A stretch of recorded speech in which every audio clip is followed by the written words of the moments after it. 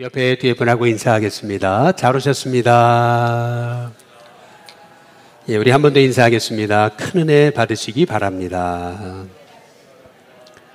예, 우리 옆에 뒤에 분하고 마지막으로 인사하겠습니다. 참 귀하십니다. 예, 이 금요일 밤 여러분 참 귀하십니다.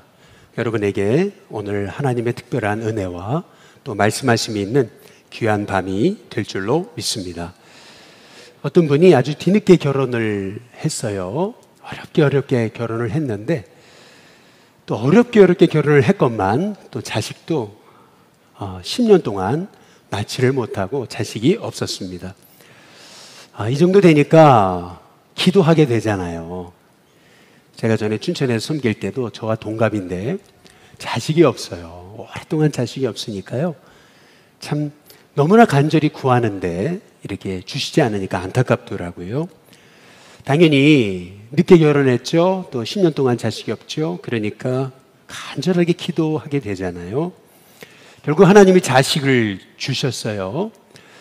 그런데 이 유산의 위기가 이제 찾아온 겁니다. 그래서 병원에 갔어요. 몸이 이상해가지고. 그런데 알고 보니까 이게 유산이 아니고 쌍둥이다. 서로 뱃속에서 싸우는 거다. 이제 이렇게 얘기하는 거죠. 그런데 기도하는 중에 하나님이 말씀하시는 거예요. 이 두 아이는 보통 아이가 아니다. 두 민족, 각각의 민족을 이룰 것이다. 이제 이렇게 말씀을 하세요. 그리고 큰 자가 어린 자를 섬길 것이다.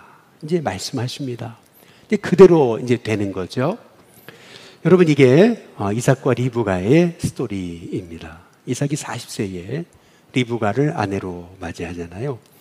그리고 에서와 야곱을 낳기까지 무려 20년이 걸려서 이삭이 60세가 돼가지고 이 에서와 야곱을 자식으로 이제 보게 되는 것이거든요.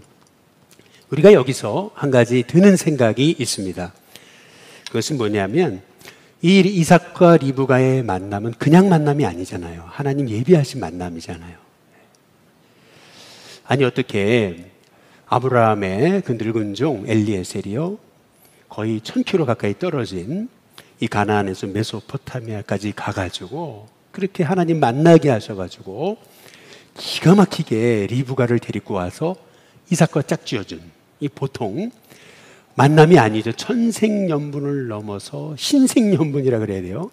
정말 엄청난 그러한 만남을 이룬 하나님의 계획 속에서 두 사람 딱 만난 거잖아요. 그렇다면은 한번 보세요. 40세에 이제 결혼을 했으니까 하나님이 자식을 막 순풍순풍 낳게 하셔야 되는 것 아니겠어요? 그런데 우리가 지난 주일날 오후에 살펴봤듯이 이스마엘은 아니 어떻게 자식을요 12아들이나 낳아요. 그냥 계속 낳으면 아들이고. 그런데 이삭은 아니에요. 이삭은 40세 결혼했을 뿐만 아니라 60세가 되기까지 자식이 없단 말이에요. 아니 하나님이 예비하셔서 만나게 하시고 가정을 이루셨다면 아니 바로 자식을 주셔야죠. 왜 하나님은 20년 동안이나 이 이삭에게 자식을 안 주셨느냐라고 하는 것입니다. 유대 해석은 이래요. 랍비들의 해석은 첫 번째 이렇습니다. 이 20년은 이삭으로 하여금 하나님이 기도하게 하셔가지고 기도의 능력을 체험하게 하셨던 기간이다.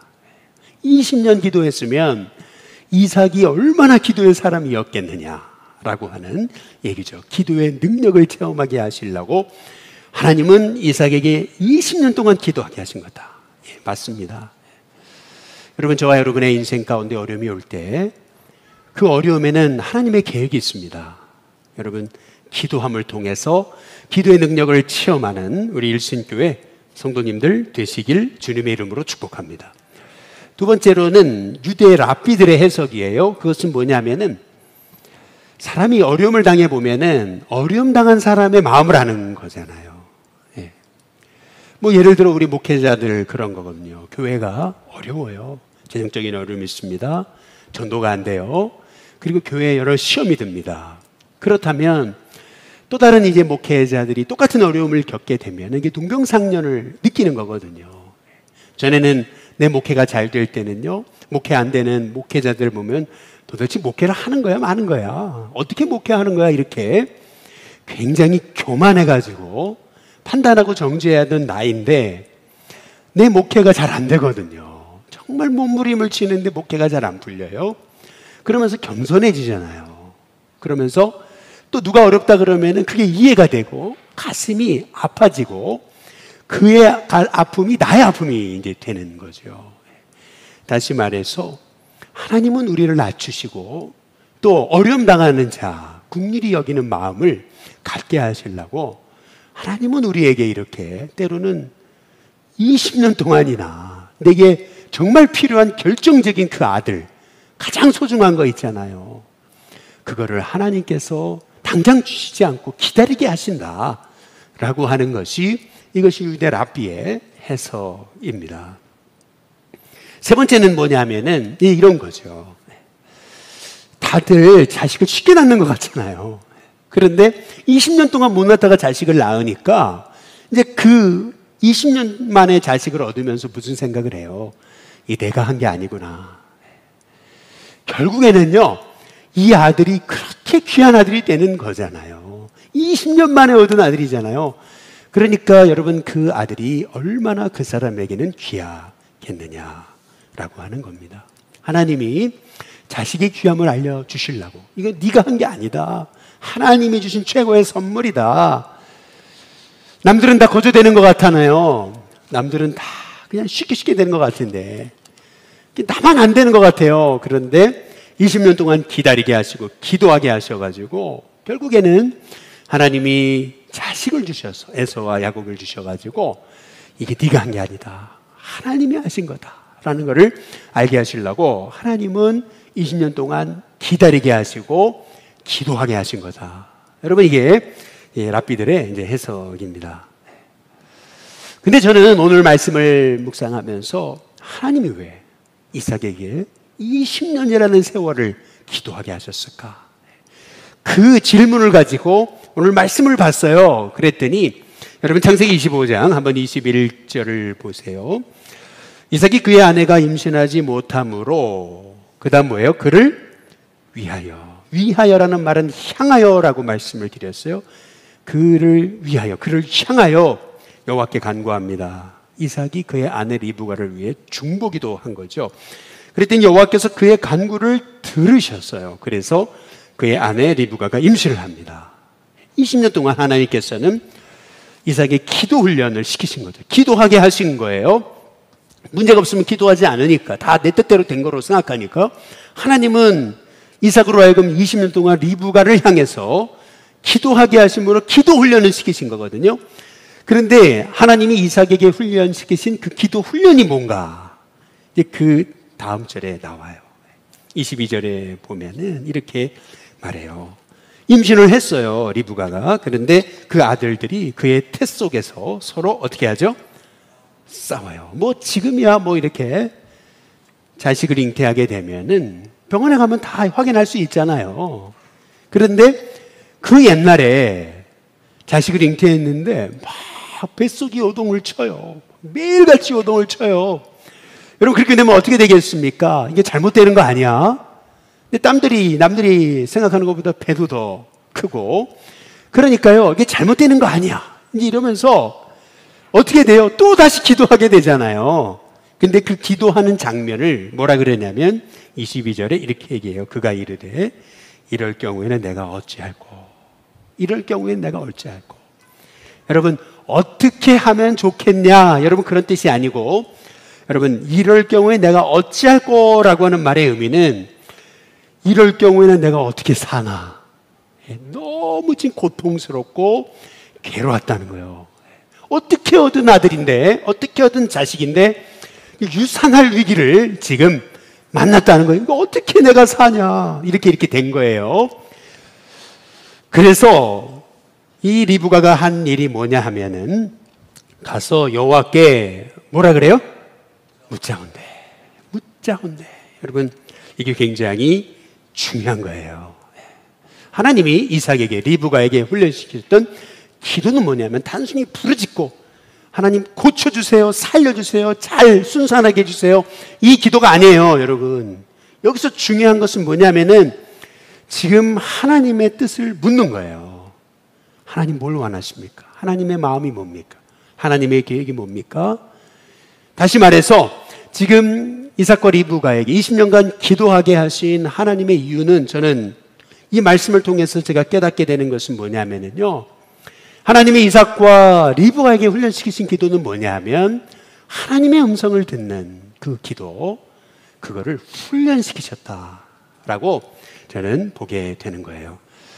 여러분, 우리의 기도가 조금 달라질 필요가 있습니다. 우리의 기도가 달라져야 되는 것은 뭐냐면 하나님 앞에 주세요, 응답해 주세요, 고쳐 주세요, 낫게 해 주세요, 잘되게 해 주세요. 여러분, 주세요 하고 끝나는 게 아니에요. 기도란 뭐냐면 하나님 뭘 원하실까? 하나님의 마음이 뭘까? 하나님 뭘 기뻐하실까? 나를 통해서 이루고자 하시는 그 뜻이 뭘까? 여러분, 이 이삭에게, 리브가에게 하나님이 시키신 훈련은 뭐냐면 하나님의 마음을 아는, 하나님의 음성을 듣는 기도를 통해서 그분의 말씀하심을 듣게 하시는 것이 하나님의 계획이셨다라고 하는 것을 볼 수가 있습니다. 저는 우리 신교회 성도님들의 기도가 달라질 수 있게 되시길 주님의 이름으로 축복합니다. 전에는요, 요새 이렇게 코로나가 터지면서, 우리가 코로나 전에는 그래도 금요일에 꽉꽉 찼잖아요. 그런데 코로나가 터지면서 안 모이기 시작하더니, 그러면서 연세가 드시고 그러면서 금요예배도 그렇고 수예배도 그렇고 새벽 예배도 그렇고 많이 안 나오시거든요. 지지난 금요일에도 제가 딱 강단에 섰는데 딱 낙심이 몰려오더라고요. 막 낙심이 몰려오면 설교를 못 하겠어요. 너무 마음이 힘들어가지고, 막 빈자리가 보이니까 너무 마음이 힘든 거예요. 그런데요, 제가 지난 주일날 2부에도 말씀드린 것처럼 갑자기 하나님이 제게 말씀하신 게 있었어요. 그게 뭐냐면요, 안 망해. 제게 주신 말씀이에요. 안 망해. 괜찮아. 그러면서 하나님이 뭘 딱 보여주셨냐면, 제게 보여주신 게 있었어요. 그게 뭐냐면은, 제가 부목사 시절에 제가 섬겼던 그 춘천에 있는 교회는 출석이 3,000명이었거든요. 출석입니다. 예. 그런데요, 그 3,000명 모이는 그 교회에서요, 금요 철야가 150명도 안 모였어요. 100명 겨우 넘었어요. 그때 우리는 왜 이렇게 안 모이냐, 왜 이렇게 안 모이냐, 막 이제 그랬거든요. 하나님이 그 광경을 딱 떠오르게 하신 거예요. 그 광경이 딱 떠오르는데요, 그래, 맞아.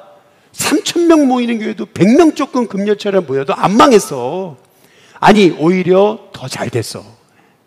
저는 그 마음을 하나님 제게 부어주셨어요.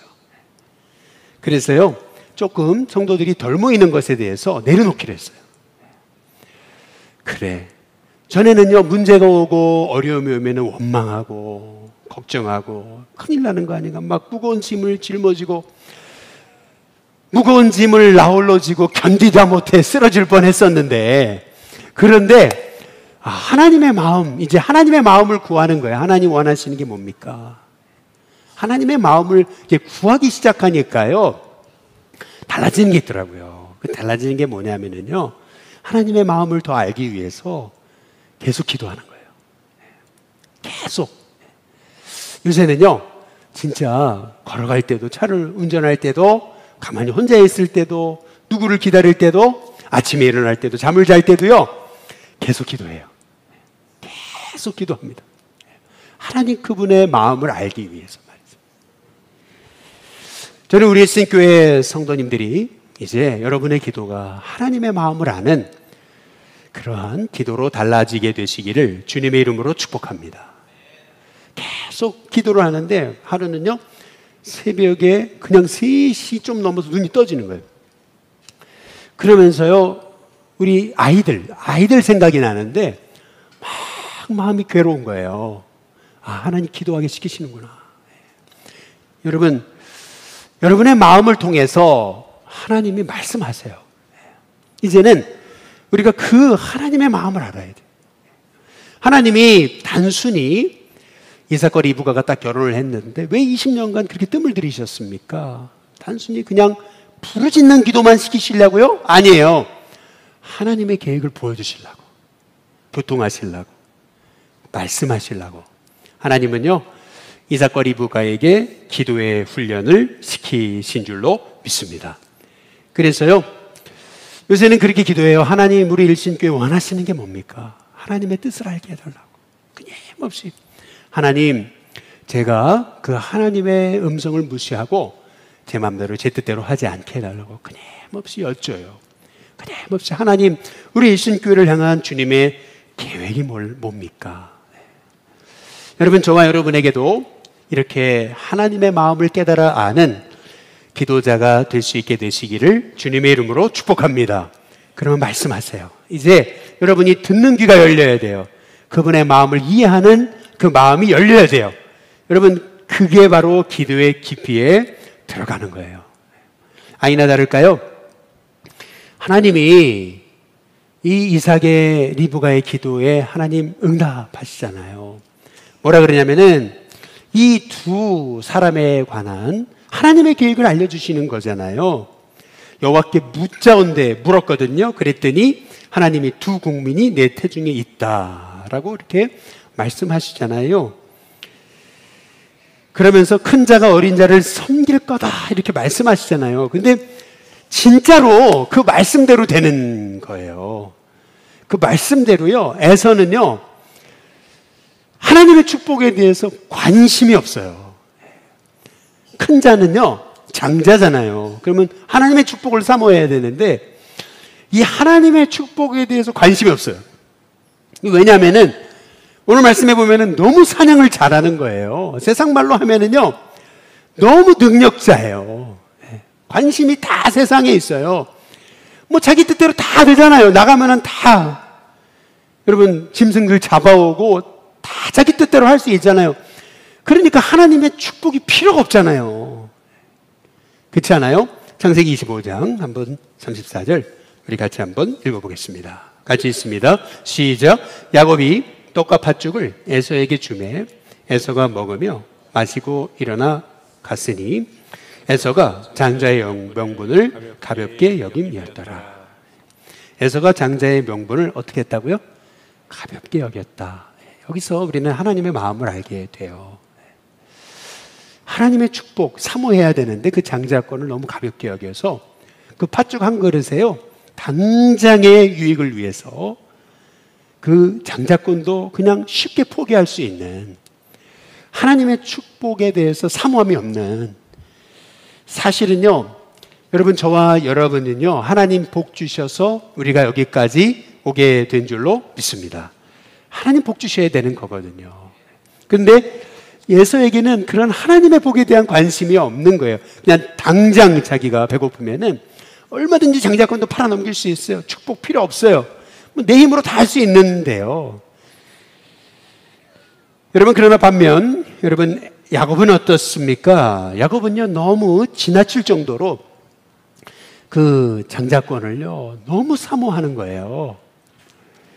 형에게요, 거의 반사적으로 형이요, 그 팥죽 달라 그랬더니 그럼 장자권 팔어. 그러면서 맹세하게 하고 말이죠. 그 너무 정말 야곱은요, 어찌 보면은요, 형이 가진 거를 자기가 가지려고 굉장히 그렇게 욕심 많고 샘내는 사람처럼 이제 보이거든요. 우리 창세기 25장 한번 31절을 보시면은 같이 한번 읽어보겠습니다. 같이 읽습니다. 시작. 야곱이 이르되 형의 장자의 명분을 오늘 내게 팔라.